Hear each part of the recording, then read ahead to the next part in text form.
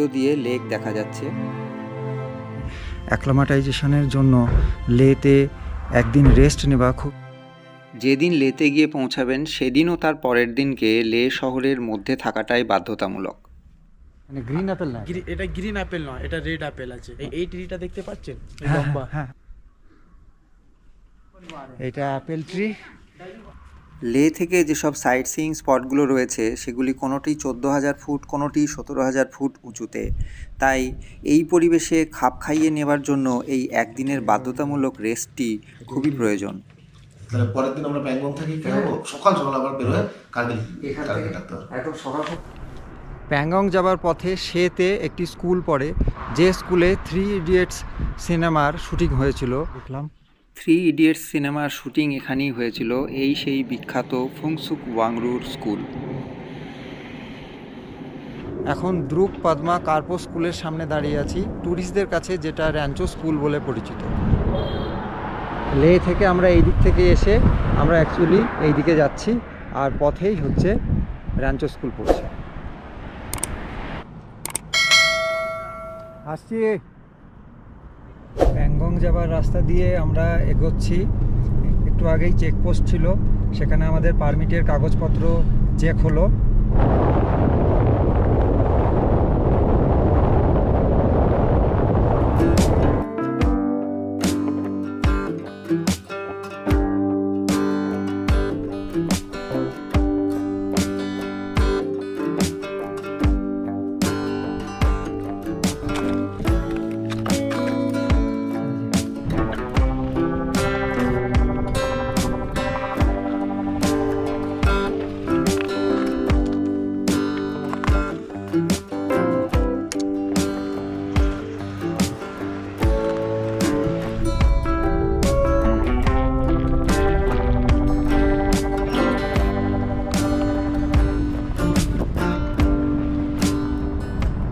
এখন আমরা চাংলা পাস স্টপে।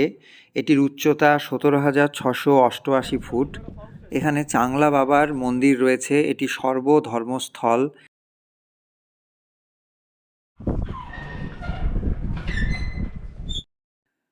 এখানে টেম্পারেচার মাইনাসের নিচে, চারিদিকে বরফ পড়ে রয়েছে। ইন্ডিয়ান আর্মির জওয়ানরা এই কঠিন পরিস্থিতির মধ্যেও চীন এবং ভারত সীমান্ত নিরন্তরভাবে পাহারা দিয়ে চলেছেন। চাংলা পাসের এই এরিয়াটি অ্যাভালেঞ্চ প্রন এরিয়া। এখানে বিশেষত শীতকালে বরফের ধস নেমে এই রাস্তাগুলি বন্ধ হয়ে যায় এবং সেই কারণে অনেক দুর্ঘটনাও ঘটে।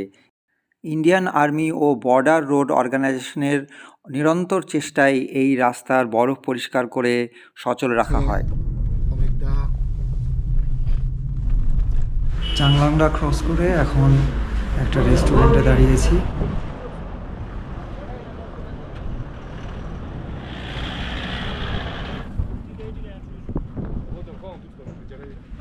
अच्छा लग रहा, लेकिन बहुत हाई अल्टीट्यूड है ना। सांस लेने में तकलीफ हो रहा था? नहीं, प्रिकॉशन लिया, थोड़ा थोड़ा छोटा छोटा स्टेप में मूवमेंट किया। Aquí dame sobre.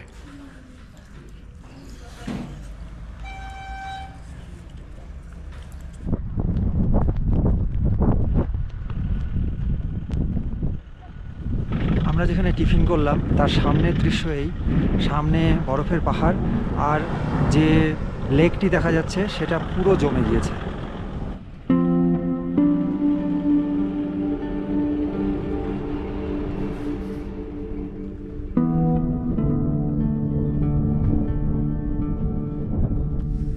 অবশেষে বহু প্রতীক্ষিত প্যাংগং লেক আমরা দেখতে পেলাম।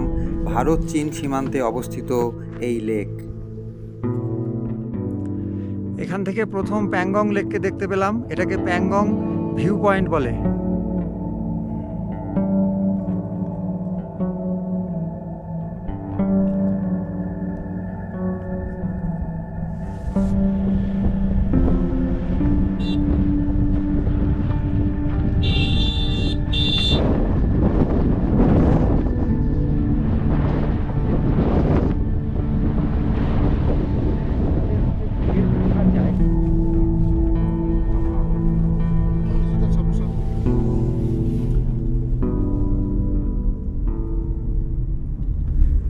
আগে যে দুটো জায়গায় দাঁড়ালাম সেইগুলোকে প্যাংগং ভিউ পয়েন্ট বলে। প্যাংগং ভিউ পয়েন্ট থেকে আমরা কিছুক্ষণ দেখলাম, তারপরে আবার এগিয়ে যাচ্ছি। সামনে কয়েকটা ভিলেজ আছে, তার মধ্যে যেমন মান, মেরাক, এই ভিলেজগুলোতে হোমস্টে আছে, হোটেল আছে, কটেজ আছে, টেন্ট আছে। যার যেরকম চাহিদা সেই অনুযায়ী সে সেখানে থাকতে পারে। তা আমরাও এরকম একটা কটেজের খোঁজে চলেছি। আমার পিছনে প্যাংগং লেক, আর এই যে লেকের সামনে আমরা একটা কটেজে এসে উঠেছি। এই যে গোটা কটেজ কমপ্লেক্সটা, আর এই যে আমাদের রুম।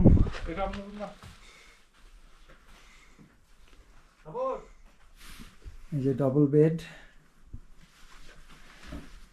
এদিকে চেয়ার টেবিল আছে, এদিকে এক্সট্রা ব্ল্যাঙ্কেট। এখানে রাতে নিশ্চয়ই খুব ঠান্ডা পড়বে। উইন্ডো থেকে লেক দেখা যাচ্ছে। ঘর থেকে ইচ্ছা করলে লেক দেখা যাবে। বাইরে প্রচণ্ড হাওয়া। এই রুমের ভিউটা খুবই সুন্দর, রুম থেকেই লেক দেখা যাচ্ছে। আমাদের রুম থেকেই লেক দেখা যাচ্ছে। এটা লেক ভিউ কটেজ।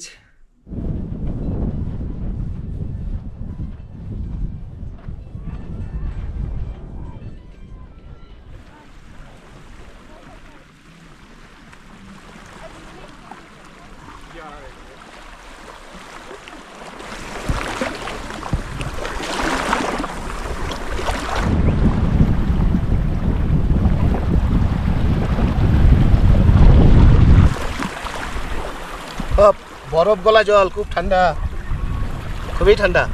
এটা তো কমে গেল, সূর্য ছবি উঠবে ভালো।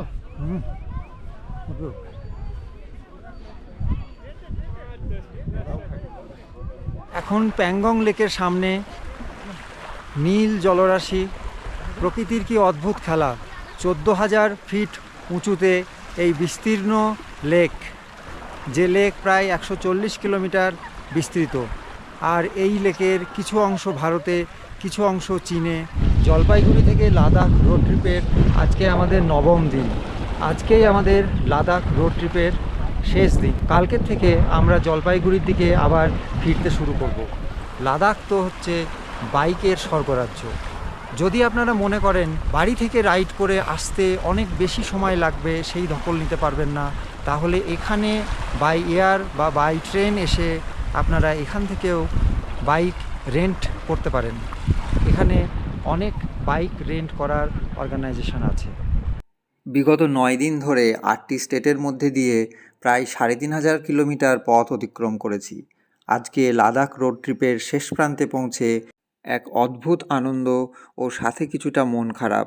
এই কারণে যে আর এখানে কোনো দিন আসা হবে কি না জানি না, সাথে নিয়ে যাচ্ছি অনেক অভিজ্ঞতা। যে অভিজ্ঞতার কিছুটা আপনাদের সঙ্গে এই কটি ভ্লগের মাধ্যমে আমি শেয়ার করলাম। লাদাখ রোড ট্রিপের ব্যাপারে কোনো কোয়ারি থাকলে অবশ্যই কমেন্ট বক্সে জানাবেন। ব্লগগুলি দেখার জন্য সকলকে ধন্যবাদ।